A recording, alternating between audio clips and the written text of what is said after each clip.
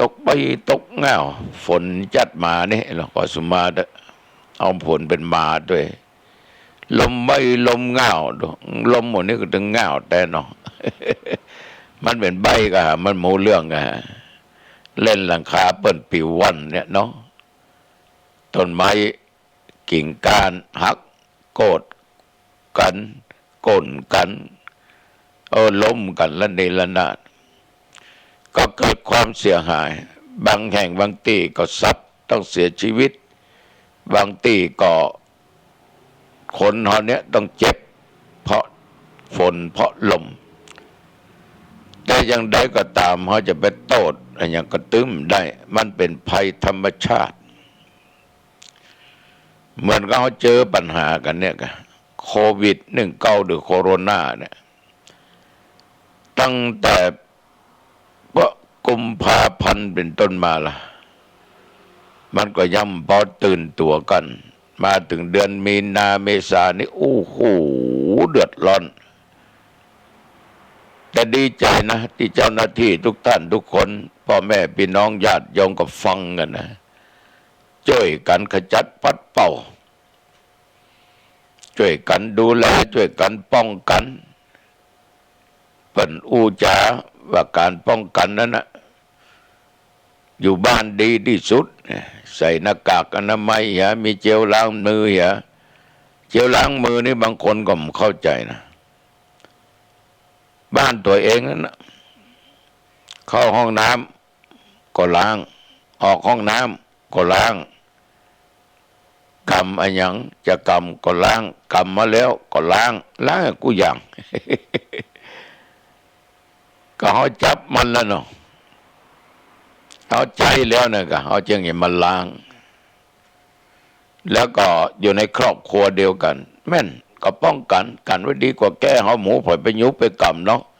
หอหมูว่าไปเป็นบ่เป็นติดบ่ติดเนาะเชื้อเนี่ยญาติโยมทั้งหลายมันเป็นสิ่งที่ถ้าเกิดแล้วเนี่ยตายแต่ลงมันดังไปทั่วโลกแต่เมืองไทยเขาเนี้ยต้องชมเจ้าหน้าที่สามารถควบคุมได้จังหวัดเชียงใหม่เขาเนี่ยโอ้เยี่ยมตั้งแต่ผู้ว่าตั้งแต่สาธารณสุขเจ้าหน้าที่บ้านเมืองทุกแขนงทุกแผนก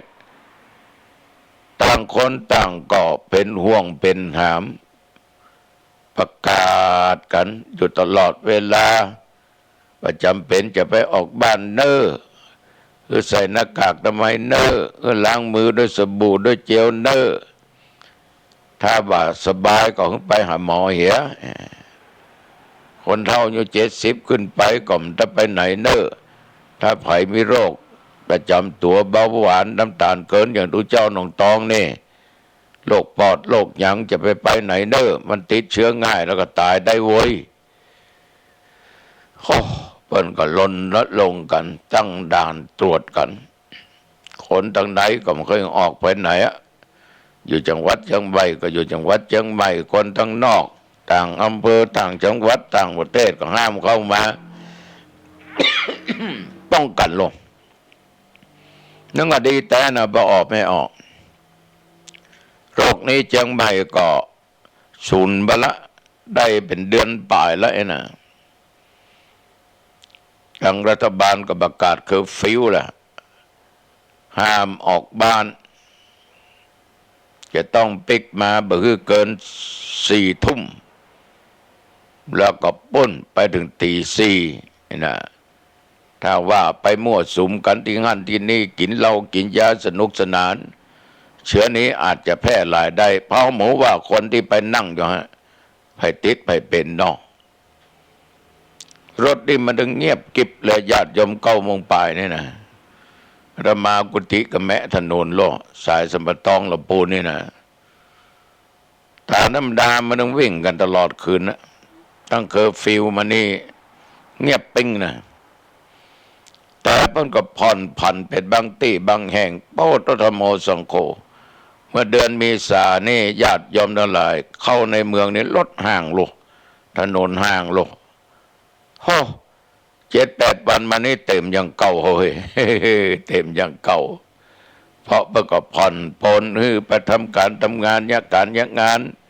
หาสตางค์ได้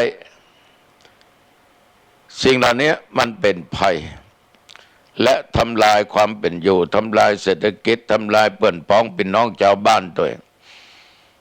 คนที่เป็นมีจะกินก็เพราะเดือดร้อนไอ้คนที่หาเจ้ากินข้ามนี่เดือดร้อน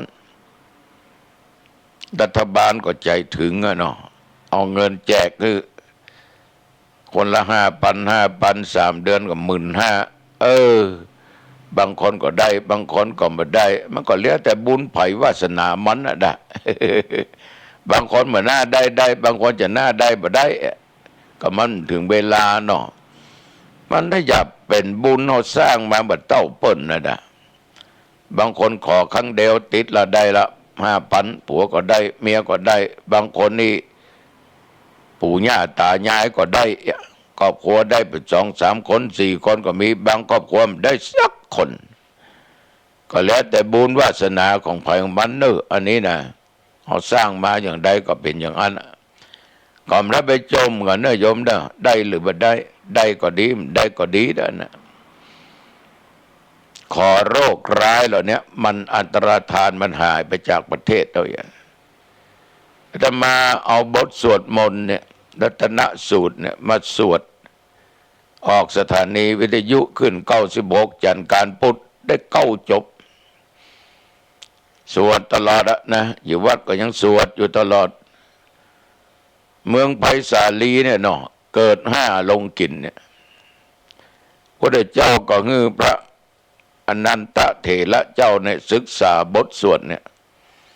สาธยายบทสวดเป่าลงบาทน้ำมนต์เอาน้ำมนต์ไปพระผ่าย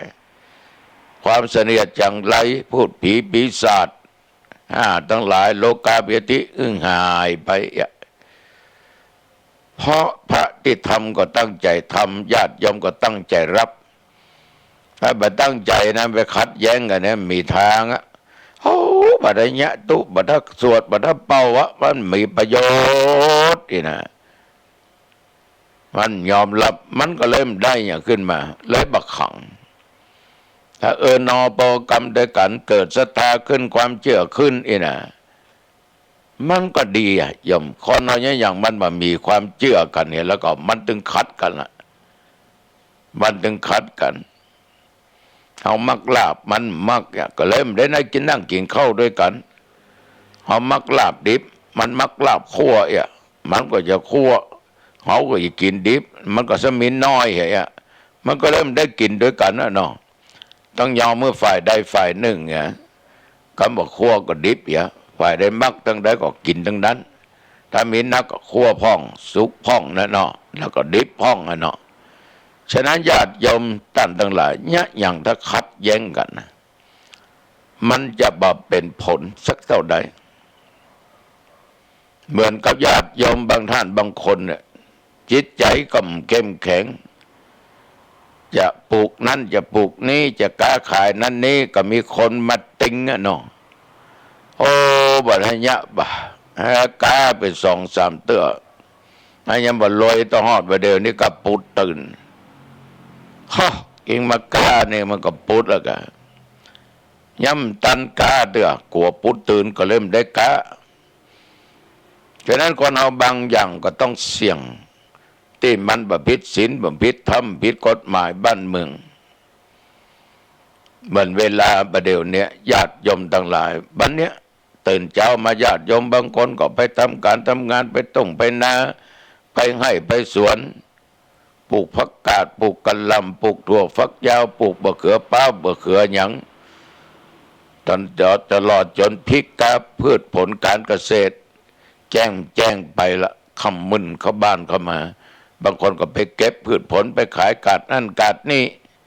เป็นพ่อค้าแม่ขายบางคนก็เป็นข้าราชการบางคนก็ไปทำงานตามโรงงาน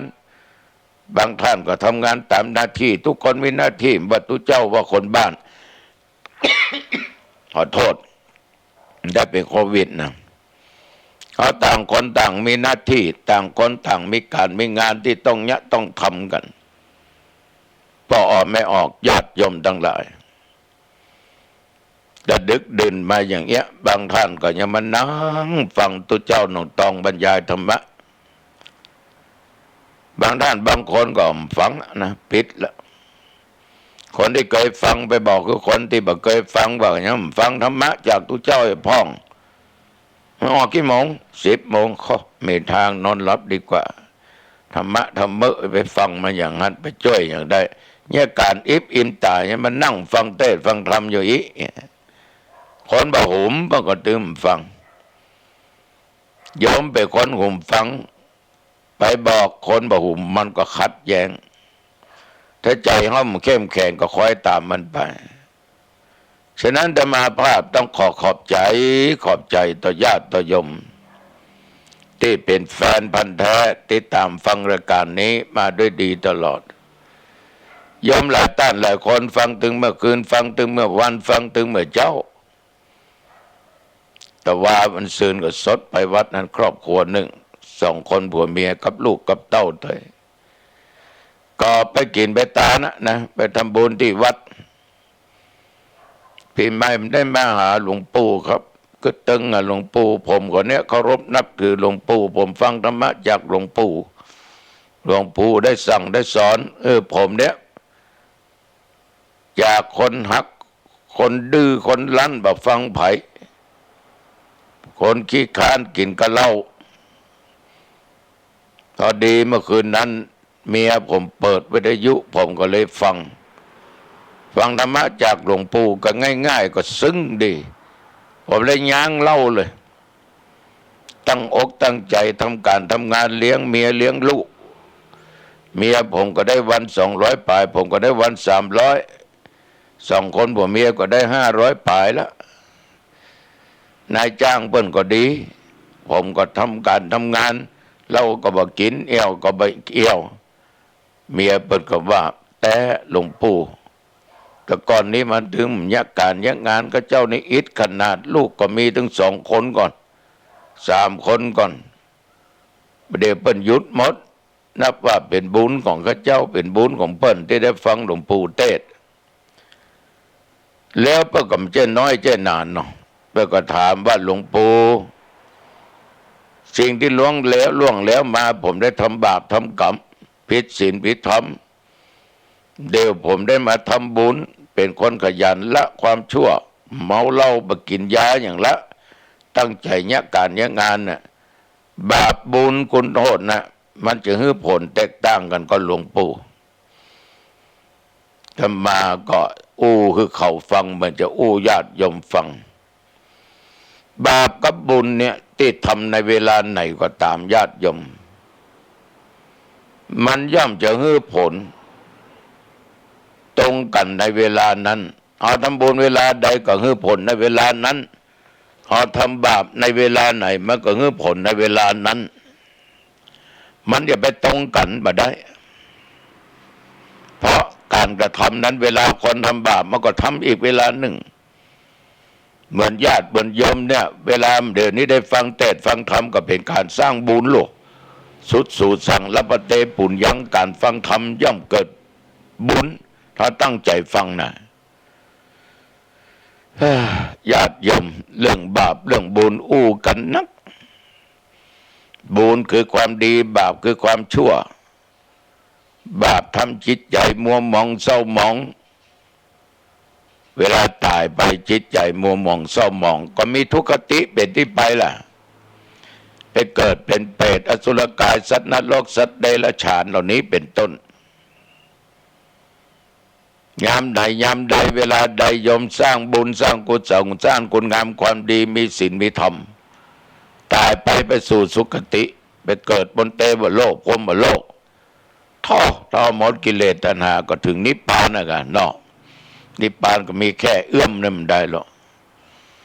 ฉะนั้นศรัทธาสาธุชนญาติโยมเรื่องบุญเรื่องบาปเป็นเรื่องของแต่ละบุคคลโยมทั้ง2ผัวเมียธรรมาก็เรื่องบุญเรื่องบาปคือว่า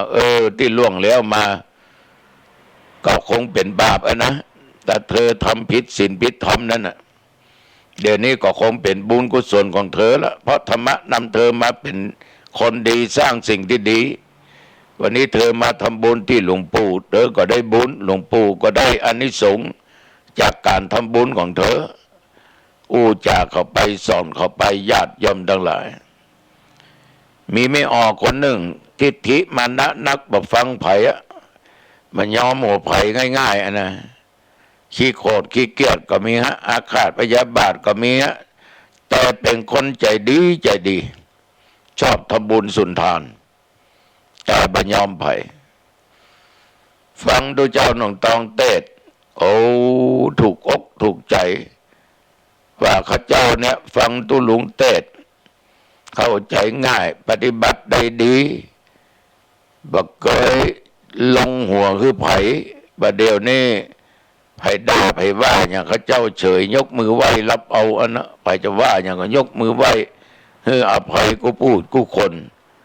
เนี่ยฟังธรรมนี่มันได้บุญยมพอนะเกิดปัญญาด้วยนะถ้าโยมฟังดีๆนำไปเป็นข้อวัดปฏิบัติเนี่ยมันได้ดีทั้งนั้นญาติโยมทั้งหลายเรื่องบาปเรื่องบุญทำต่างวาระหรือผลต่างกันก็ขอยกเอานิทานนำมาประกอบในอดีตชาติของพระพุทธเจ้าเป็นว่ามีพญาเมืองปราณสีเนี่ยตนหนึ่งองค์หนึ่งพญาเจ้าเมืององค์เนี้ยญาติโยมทั้งหลายเป็นคนที่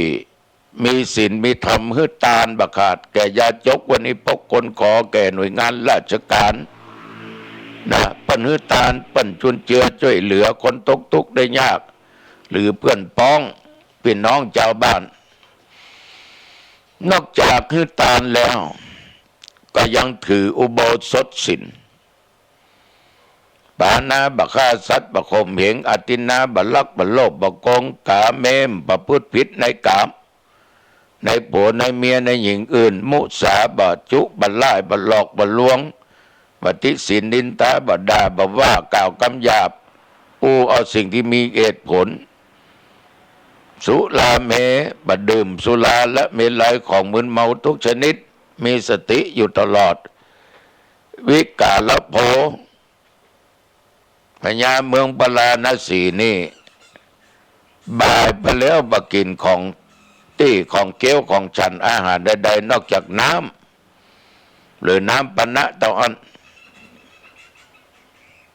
นัจจคีตวาทิตะมาลากันทะบรรลุหลายทาด้วยของหอมด้วยแป้งด้วยหยังตลอดจนคิมบักฟังเพลงบักห้องเพลงบักเต้นบักลำอุจจาจะอุจจาบักนั่งบักนอนบนเตียงบนตั้งที่สูงที่ยัดด้วยนุ่นและสำดีของนิ่มของนวลญาติโยมทั้งหลายพญาเมืองปราณสีนี่ถืออุโบสถศีลอย่างเคร่งครัดฝ่ายเหล่าเสนาอามาตย์ทั้งหลายประชานาราชก็ปฏิบัติตามรอยของพญาเจ้าเมืองปราณสีถืออุโบสถศีลอุโบสถศีลกับศีลห้าคือผลแตกต่างกันมากสมมติว่าเขารักษาศีลห้าตายไปเกิดบนเตวโลกอุโบสถศีลนี่ขยับสูงขึ้นไปอีกญาติโยมทั้งหลายเป็นอินเป็นพรหมขึ้นไปญาติโยมท่านสาธุชนอานิสงส์จะสูงกว่ากันมันมีโยมผู้หญิงคนหนึ่งพร้อมกับครอบครัวมาที่วัดจ่าความเป็นมาฟังว่าตีกระเจ้ามาเนี้ยมาทำบุญวันเนี้ยกระเจ้าอยากจะถามหลวงปู่กระเจ้ามีลูกก็ไม่ได้เลี้ยงก็แท้งไปแต่ทุกวันนี้กระเจ้าจะยะอันยังก็บ่ค่อยราบรื่นติดขัดอันติดขัดนี้แล้วก็มีเพื่อนพ้องเป็นน้องชาวบ้านก็หันละอ่อนตัวก้นกระเจ้าเป็นปัจจัยก็มีไม่ยิ่งก็มีกระเจ้าก็มาแท้งลูกไปหลายครั้งข้าเจ้าจะยะจะใดหาหลวงปู่ลูกข้าเจ้าได้ไปพุทธไปเกิดแต่มาก็บอกว่าถ้าโยมสามารถทำได้เนี่ยยายเจ้าถืออุโบสถศีลได้7 วันก็ได้10 วันก็ได้ แต่บัดต่ำก็7 วันหลวงปู่ข้าเจ้าเนี่ยจะได้นอนบ้านว่านอนวัดนอนบ้านเพราะสะดวกสบาย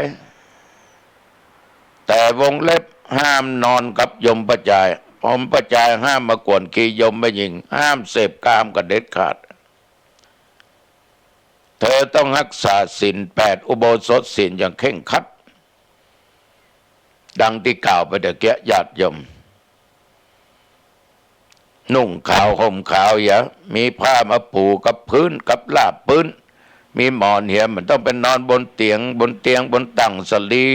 ที่มันหนาไปคือเป็นศอกนิ่มนวลนะแล้วก็ไว้พระสวดมนต์เมื่อเจ้าเมื่อแรงเมื่อค่ำเมื่อคืนเธอกับนั่งสมาธิแผ่เมตตาแก่ลูกเธอแก่บุพการีก็ได้ไผก็ได้ลูกเธอนะสำคัญตั้งอกตั้งใจแผ่เมตตากวดน้ำไปหาทำอย่างเงี้ยสัก7 วันถึง10 วันถ้าเธอได้ลูกเธอนั้นก็จะได้ไปพุทธไปเกิดเธอก็ไม่ได้หูได้หันก็ละพระจายที่มาตวยนะญาติโยมก็ถามเมียว่าน้องอย่างเงี้ยได้วะถึง7 วันก่อน เขาว่าผัวมันนะจะอดมาได้เมียมันบอกว่าได้มีปัญหาต้องผัวมันน่างอมไปหรอกสาธุชนญาติโยมด้านผู้ฟังโยมผู้หญิงคนนี้ปฏิบัติได้10 วัน10 คืนเป๊กย้อนมาหาตมาภาพบอกว่าหลวงปู่เจ้าดีแต่เจ้าอะไรอย่างพระเจ้าปฏิบัติอุโบสถศีลรักษาศีล8ไหว้พระสวดมนต์เจริญเมตตาภาวนาตามหลวงปู่ว่าหยาดน้ำใบตาลแผ่เมตตาแก่ลูกแก่เต้าภัยบังหูภัยบังหันสักคนละเดี๋ยวนี้เปิ้นคงจะไปเกิดแล้วเนาะหลวงปู่เนาะดีละเธอปฏิบัติแต่ขอบใจยมพ่อใจด้วยเนอะไปกวนไปคุยแฟนของตัวเองนะ อดได้กะครับตุลุงนี่ล่ะพ่อใจมาห้องตุลุงเมียมาห้องหลวงปู่เนี่ยญาติโยมอานิสงส์การรักษาอุโบสถศีลนี่มันเลิศมันประเสริฐจริงๆพญาเมืองปราณสีปนึกตาลรักษาอุโบสถศีลเหล่าเสนาอามาตย์ประชาราชก็รักษาอุโบสถศีลวันหนึ่งเพิ่นมีการสมาทานบอกกล่าวเรื่องข้อศีลของอุโบสถศีลเพิ่นรับหมดญาติโยมมีปุโรหิตคนหนึ่งมันบอกครับมันก็เตวออกจากที่ประชุมนุมกันไปก็มีคนถามว่าท่านปุโรหิตท่านบอกครับเอาอุโบสถศีลกะมันตื้มปากท่านบอกครับมันก็ตะกี้ข้าบ่ได้ครับแต่ข้าจะไปครับบุญก่อนเมื่อค่ำเมื่อคืนเมื่อก่อนข้าจะถืออุโบสถศีลปุโรหิตคนนี้ญาติโยมทั้งหลายเมื่อวันมันถึงรักษาแต่ว่าค่ำคืนมามันรักษาอุโบสถศีลพอดีเวลานึ่งยามนึ่งน่ะมีแม่หญิงคนหนึ่งในญาติโยมป้นถืออุโบสถศีลมันได้มะม่วงมาก็คั้นน้ำมะม่วงเป็นน้ำปานะเอาถวายแก่โยมที่ถืออุโบสถศีลตกกลางวันมาญาติโยมปุโรหิตมันว่าความตัดสินความคดีต่อแม่หญิงต่อประจายมันกินสินบนสินบาทมันเอาเข้าเอาของเอาเงินเอาทองบางคนเปิ้นบะพิษเอาเป็นพิษบางคนบะจะหาถูกก็หาว่าถูกมีอคติเวลาตัดสินความต่างๆนั่นนะอยู่ต่อมาบัจจาบนานปโลหิตเนี่ยยมทั้งหลายได้ตายไปญาติโยมปุโรหิตคนนี้เมื่อคืนนั้นได้เป็นเทพบุตรมีอาหารติปสมบัติอยู่วิมานทองวิมานคำได้เสวยความสุขเพราะผลกรรมของการประพฤติปฏิบัติอุโบสถศีลเป็นของทิพย์ทั้งนั้นได้เสวยกลางวันมาญาติโยมทั้งหลายมันก็ไปที่สวนมะม่วง กลับกลายไปเป็นเป็ดลำตัวสูงเต้าต้นตาลคอก็น้อยปากก็แคบ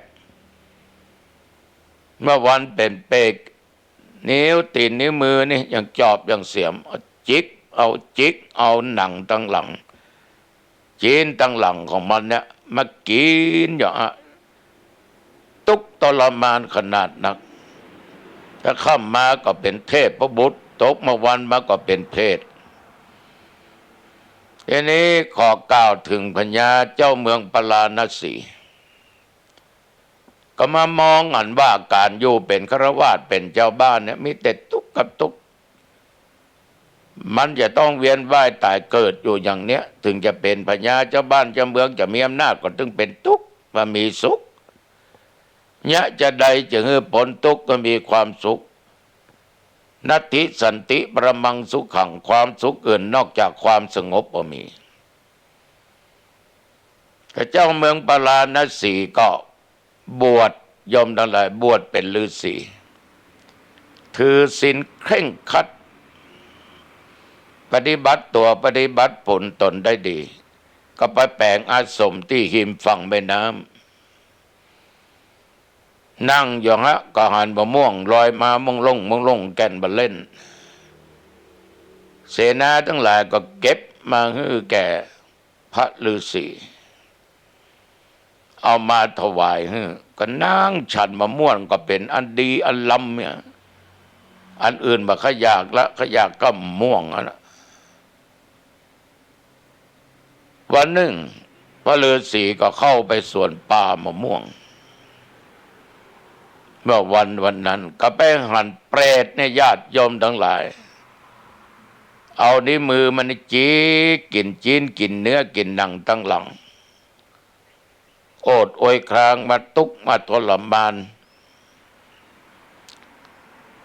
พระฤาษีองค์นี้ญาติโยมทั้งหลายก็เข้าไปถามเปรตว่าดูกะลาต้านเปรตเขาว่าเมื่อคืนต้านเป็นเทพพระบุตรเสวยอยู่บนวิมานคำเสวยทิพสมบัติเมื่อวันเนี่ยต้านมาเป็นเพศเนี่ยมันเป็นกรรมจะได้อย่างอีเป็ดนะก็เล่าให้แก่พระฤาษีอันเป็นเจ้าเมืองปราณสีฟังว่าอดีตชาติข้าก็เป็นปุโรหิตนะกะตัวต้านพญาเจ้าเมืองที่มาบวชเป็นฤาษีเนี่ยจำได้ก็มีครั้งหนึ่งเปิ้นสมาทานเอาโบสถศีลแต่ข้ามเอาข้าหนีไปอยู่บ้านอยู่จองแต่ค่ำมืดมาข้าก็ปฏิบัติอุโบสถศีลแล้วกลางวันข้าก็ตัดศีลก็ดีความก็ประทำตามหน้าที่มีความลำเอียงหันแต่ศีลจ้างรางวัลกินศีลบนเขาเนี่ยโดยผลละบุญละบาปที่ข้าสร้างต่างวันละเมื่อวันตัดสินความเปิ้นแปะเอาเปิ้นการคนที่มีโทษเอาเปิ้นปนเปิ้นหลุดกินเงินกินทองกินสินบุญเปิ้นข้าตายปุ๊บเมื่อวันข้าจึงได้มาเป็นเปรตอยู่ที่สวนมะม่วงเนี่ยดังที่ท่านฤาษีหันเนี่ยก็มาจิกกินหนังกินชิ้นของตัวเองจิกทั้งหลังจิกทั้งอันที่นี่กินแต่ว่าตกค่ำมาข้าก็กลับกลายเป็นเทพบุตรเสวยความสุขอยู่บนวิมานคำมีอาหารทิพย์มีทิพสมบัติมีนางเทพอักษรแวดล้อมเป็นบริวารข้าบอกอดข้าบักกั้นไว้บัญญัติอันนี้ก็ได้บุพกรรมแห่งข้าที่เมื่อคืนข้าถืออุโบสถศีลและข้าก็ได้ทานน้ำมะม่วงคั้นแก่นางคนหนึ่งที่ถืออุโบสถศีลฉะนั้นบุญอันเกิดจากการรักษาอุโบสถศีลเป็นเวลากลางค่ำกลางคืนก็ให้ผลข้ามีความสุขเกิดบนวิมานคำเป็นเทพบุตรมีทิพสมบัติที่ข้าไปเกิดเป็นเพศในเวลากลางวันก็เพราะว่าข้าเนี่ยทัดสินคดีความต่างๆก็บัดซื่อสัตย์บัดสุจริต ผิดศีลผิดธรรมผิดกฎหมายของบ้านของเมืองเอาสินบนเขาเนี่ยข้าตายมาด้วยความชั่วที่ทำเมื่อกลางวันข้าก็จึงได้มาสู่ต้นมะม่วงเนี่ยได้จิกกินเนื้อของตัวเก่าแปลได้ว่าเรื่องบาปเรื่องบุญนั้นเอาทำการใดเวลาใดก็จะให้ผลไปตามการเวลานั้นพอออกไม่ออกตมาก็โยมวันนี้ฟังแล้วก็มาญาติโยมฟังมันถึงเป็นเรื่องที่เขาข้องใจกันแต่ว่าสวรรค์มีแต่ก่อนรกมีแก่ก่อเมืองนิพพานมีแต่ก่อถ้าคนที่บ่สนใจบ่มีศรัทธามีความเชื่อโคบ่ทามันตึงปฏิเสธทันทีทันใดนรกไปมีจะได้หม้อนรกนั่นน่ะมันว่ามีไอ้ปุตสิแลนไปบุบอีหมดละสวรรค์ก็มันมาไปมันเจ้างูเจ้าหันว่าสวรรค์มีที่อันจันพอมีอันจันตุขอนิโมขอโวขอก็มันเจ้างูเจ้าหันฟังมาอย่างธรรมะธรรมโมฟังแล้วบางหูว่าจะได้ไอ้หยันญาติโยมทั้งหลายคนเรามันจะเป็นอย่างเงี้ยมันจะเป็นอย่างเงี้ยฉะนั้นก็ออกไม่ออกเรื่องบาปเรื่องบุญเนี่ยเอาสร้างกันมาบอกว่าโยมและอาตมาภาพแต่ว่าใครจะสร้างบุญนัก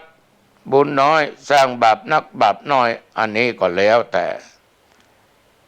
การเวลาโอกาสที่เขาสร้างกันแต่ตัวเจ้ามีความมั่นใจว่าอย่างญาติโยมที่ฟังอาตมาภาพกลางค่ำกลางคืนนี้ด้วยใจจิตใจจ่อด้วยจิตใจศรัทธาปัสสัทธะเลื่อมใสในพระธรรมวินัยในตนอาตมาภาพเชื่อบาปเชื่อบุญเชื่อคุณเชื่อโทษเชื่อว่าทำดีก็ได้ดีทำบ่ดีก็ได้บ่ดีญาติโยมท่านผู้ฟัง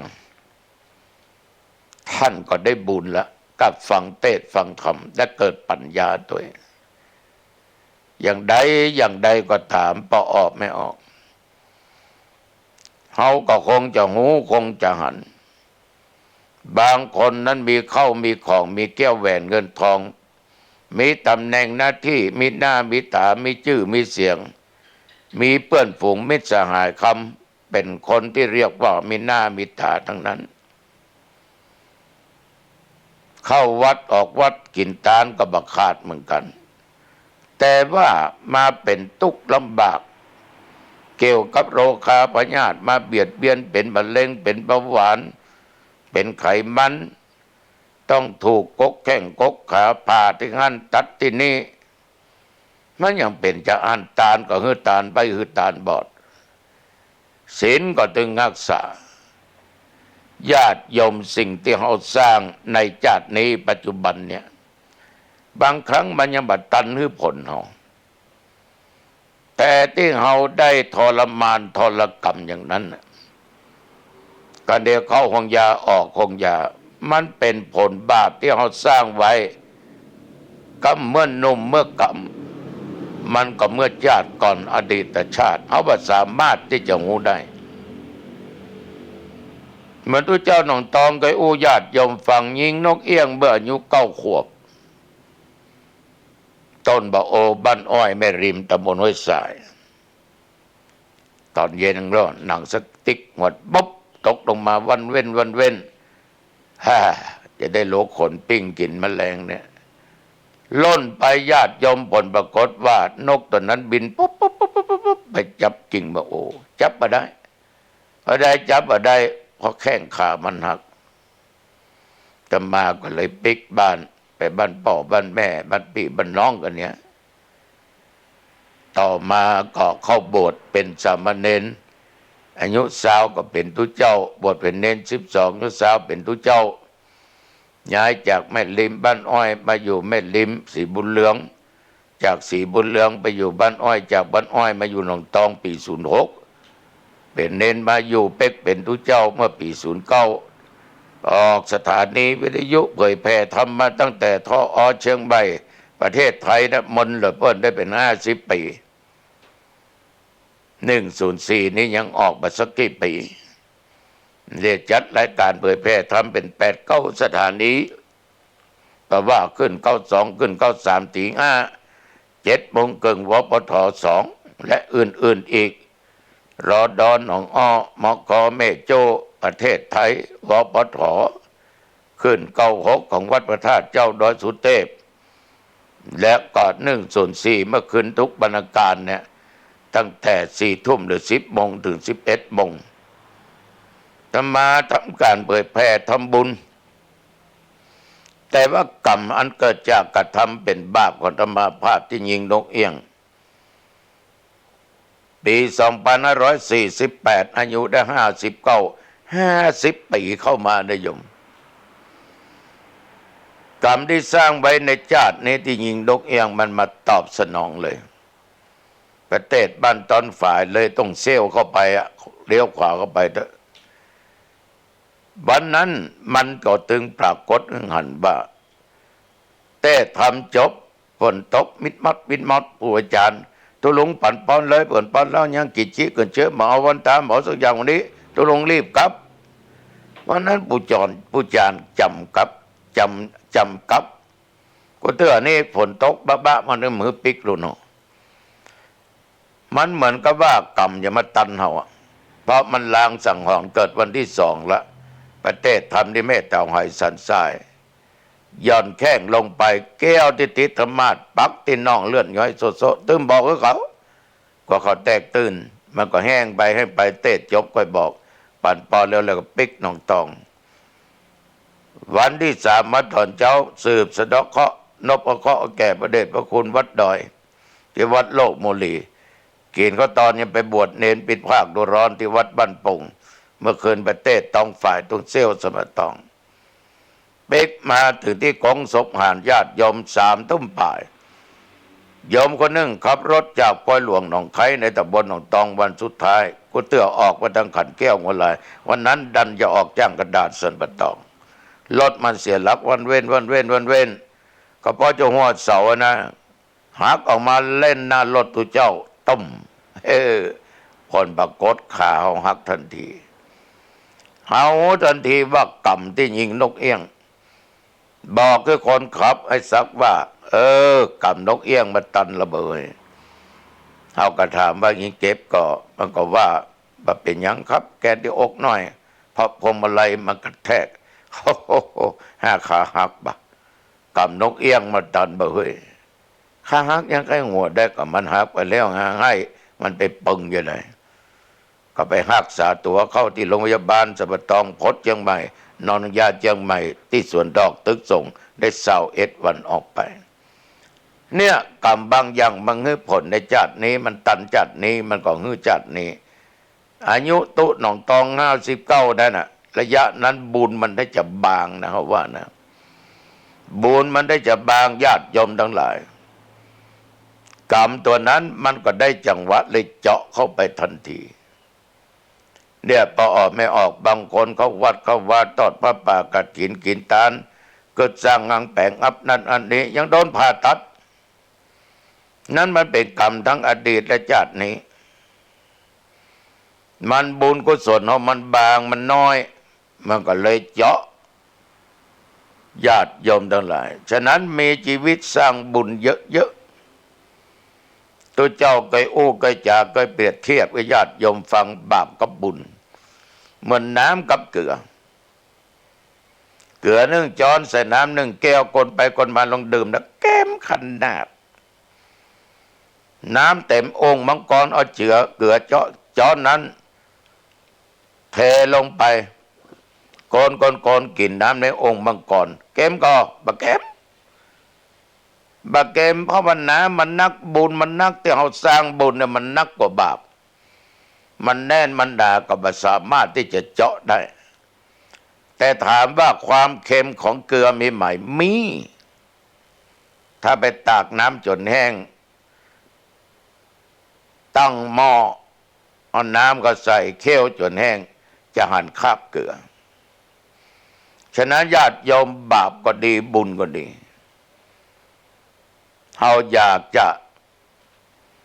บ่คือบาปมาคือผลได้ต้องพยายามสร้างบุญเมื่อหนาปึกสร้างไปทีละนิดทีละหน่อยบ่เป็นหยังเหมือนญาติเหมือนโยมทุกท่านทุกคนที่ช่วยอาตมาแผงวัดสร้างวาแผงวิหารสร้างที่ศึกษาธรรมปฏิบัติธรรมตั้งแต่20 บาทขึ้นไปเขาห้อมกันนะแต่เมื่อระยะโควิดนี่โอ้ไม่ไปกินไปตานเนอะแต่ว่าวันซืนนี้ก็ญาติโยมเริ่มทยอยกันไปเนี่ยสร้างบุญสร้างกุศลไว้แต่ตัวเจ้าเคยประกาศว่าระยะนี้ถ้าหยุดได้ก็หยุดเพราะโควิดแต่ถ้าไปเป็นครอบครัวไม่เป็นไรเพราะไปรถกันเดียวกันปิดจมูกเหี้ยหน้ากากน้ำไม้มีเหี้ยเจลล้างมือมีเหี้ยสบู่ล้างมือล้างไปเรียบร้อยเหี้ยไปวัดตัวเจ้าก็จัดที่นั่งห่างกันเม็ดมีเจลล้างมือเรียบร้อยตัวเจ้าก็ใส่หน้ากากโยมก็ใส่หน้ากากน้ำไม้ปลอดภัยสาธุชนญาติโยมท่านผู้ฟังทำไปทีละนิดแต่ต้องมีศรัทธาต้องพร้อมในทุกสิ่งทุกอย่างการทำบุญถ้าบ่พร้อมมันจะเป็นบาปมันจะบ่ม่วนใจตาแล้วงุดงิดพิษเถียงกับผัวกับเมียอย่างบางกู้เนี่ยเมียตานผัวด่าบางกู้ผัวตานเมียด่ากดมั่งกดมีแล้วกูขอสัก200-300บางเอาไปตานด้วยตู้เป็นปันกดมีผัวกูนี่นะบางคนเมียตานผัวด่ามันเมาตู้อะกะวัดมั่งวัดมีแต่ได้ซื้อกินนั้นกินนี้มาซื้อกินก็อยากกินลาบก็มาซื้อให้กินลาบดันไปตานนึกตู้อย่าสร้างวัดอย่ามันได้อย่างนั้นแสดงว่ามันบ่พร้อมตึงผัวตึงเมียน้ำจิตน้ำใจทั้งปัจจัยฉะนั้นญาติยอมตานแล้วจะไปให้มันเป็นบาปทำแล้วให้มันได้บุญได้กุศลจะไปให้มันเกิดบาปยอมสร้างบาปเวลาใดบาปกรรมนั้นก็คือเวลานั้นยอมสร้างบุญเวลาไหนบุญที่ยอมสร้างก็คือผลเวลานั้นแต่ถ้าบาปนักกว่าบุญบาปก็คือผลไปเรื่อยๆบุญมันมีน้อยเจาะได้ถ้าบุญมันมากกว่าบาปก็บ่สามารถที่จะให้ผลได้ง่ายๆเพราะบุญมันมีนักบุญมันมีนักญาติโยมมันบ่สามารถเจาะได้ง่ายๆสิ่งเหล่านี้ญาติโยมทุกเจ้าก็ขอฝากกับญาติกับโยมลองเก็บไปคิดพิจารณาดูเนอะทานศีลภาวนาอามิตรทานด้วยสิ่งของธรรมทานทานให้ได้ธรรมะคำสอนจะเป็นหนังสือธรรมะคัมภีร์ธรรมะอย่างก็จ้างที่โยมแนะนำก่อสร้างคุณงามความดีและความชั่วเป็นธรรมะทั้งนั้น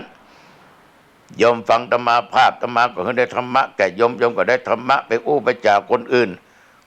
ก็ได้บุญได้กุศลได้ปัญญาเหมือนกับโยมได้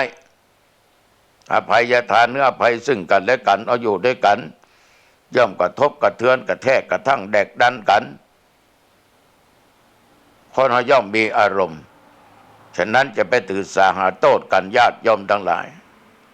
ต้องให้อภัยทั้งให้สิ่งของทั้งให้ธรรมะต้องให้อภัยสร้างบุญสร้างกุศลไปเถอะลดละเลิกห่างหนีจากสิ่งที่มันบดีทั้งกายทั้งวาจาทั้งด้านจิตใจโยมตุขอบิณฑบาตนะขอบิณฑบาตอู้กันตรงๆเนี่ย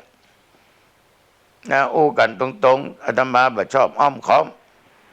ผิดคือผิดถูกคือถูกบดีคือบดีดีคือดีคนดีก็คือคนดีคนบดีคือคนบดีของบดีมันก็ของบดีเสียง่ายของดีมีคุณค่ามันมั่นคงถึงราคามันจะแพงแต่ระวังเจอของปลอมคนบุญปลอมก็มีหรอกพุทธปลอมก็เป็นเลอะนับถือศาสนาพุทธไปไหนจะกินจะตานเอาหน้าเอาชื่อเอาเสียงแต่เบื้องหลังกาของผิดกฎหมายฆ่าสัตว์ตัดชีวิตกาส่งอาวุธสงครามกาประเพณีกานั้นกานี้โลกกงเอาของเปิ้นมาแต่ เวลาทำบุญก็เอาหน้าเอาตาได้ ฉากหน้าดีแต่ฉากหลังมุขละบางคนตั้งหลังก็สดใสตั้งหน้าก็ใสสดบางคนนี่มีแต่บาปแต่กรรมบดีก็ขึ้นเอาคนเดียวก็แล้วกันญาติโยมเอาละวันนี้อู้ไปอู้มาเวลาก็ดึกพอสมควรตุลุงขอฝากสิ่งเหล่านี้กับญาติกับโยมนำไปคิดพิจารณานำปฏิบัติเนอะจะเกิดผลบุญอย่างยิ่ง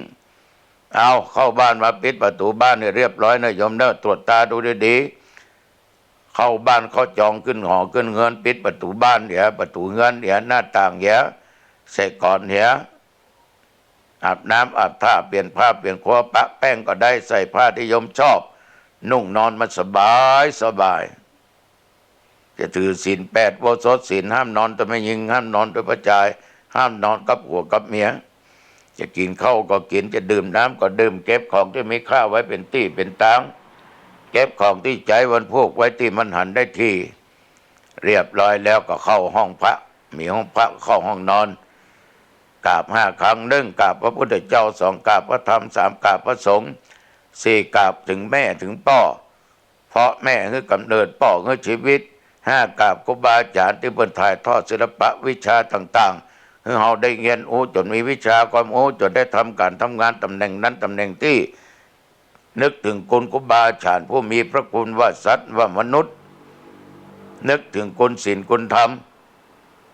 คุณกรรมฐานนั่งภาวนาพอสมควรหลังจากไหว้พระสวดมนต์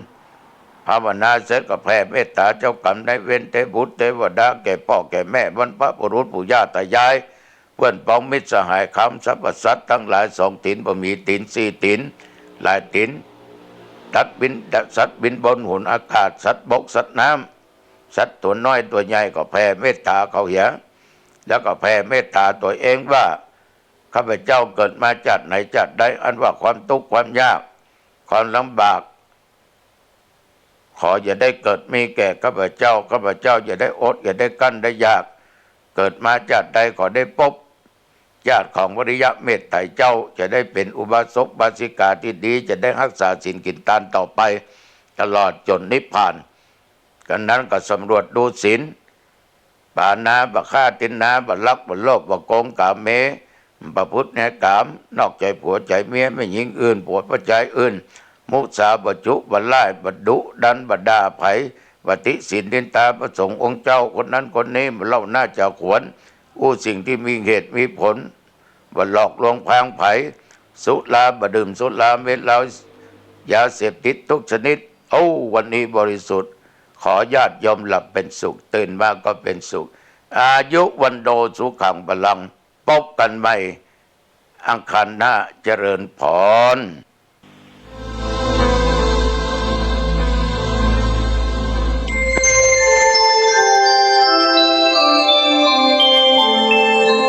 ขณะนี้ท่านกำลังฟังสถานีวิทยุกระจายเสียงพระพุทธศาสนา FM 104.5 เมกะเฮิรตซ์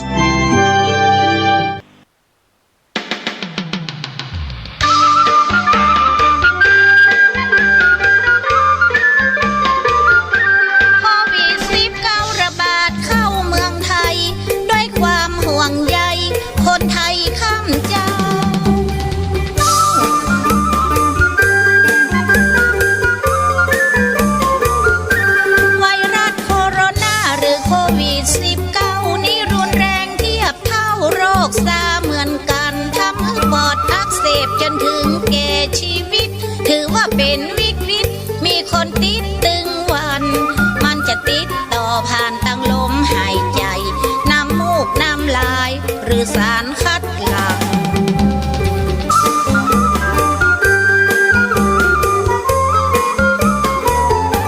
ผู้ใดมีอาการเจ็บคอและไอมีอาการหายใจ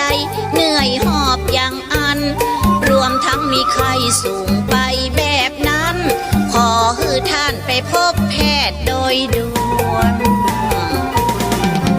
ดีๆจะได้รักษากันทันท่วงทีเพราะทุกวันยังมีโรคนี้ระบาดอยู่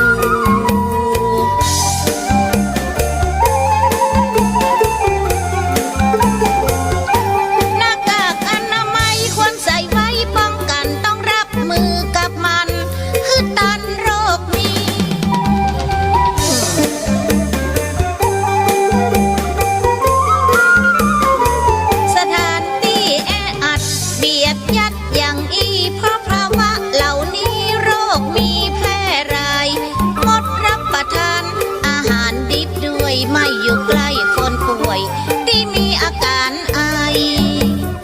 นะท่านนาห้ามนำมือมาสัมผัสตาจมูกปาก